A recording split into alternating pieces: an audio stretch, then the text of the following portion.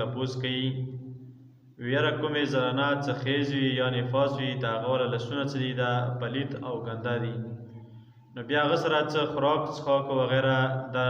نه کوي ویره دغه پلیدي دی او دا ګنده دی نه بلکې دغه رسم جاهلیت او دغه د جاهلیت طریقه دی څه کله نبی کریم صلی الله علیه وسلم راتلو نه مخکې د کوم د زنانو حالتو په عربو کې خصوصا نو هغو دا طریقه وه چې کله په ښځې باندې محوري بیمارۍ راغللی نو دوی بیا ځان نه جدا به که او کور کې بېله یوه کمرې به ورته مختص کړې وه یعنې خاص کړې به وه هغې کې به بیا وه نو کوم د هغې خاوند وی یو نور کور والا وی نو هغو به د هغې لاس سره به خوراک څښاک هېڅ به هم نه کولو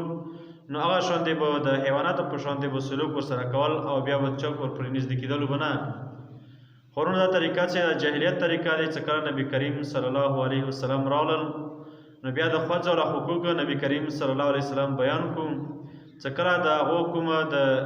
جاهلیت طریقې وې د ښځو سره حیواناتو په شان د سلوک کولو او دغه ظلم به ورسره نو دغه طریقې او د کوم رواجونه او رسم طریقې چې وې د جاهلیت وره نو دغه ټولې ختمې کړي نو په دې سره د کوم د ښځه چې دی د دې والا لاسونه شولو یا خیز کې وي او که نفاس کې وي نو دا ګنده کېږي او پلیتېږي ورسره نه بلکې دې سره خوراک څښاک کول دا جایز دي او صحیح دي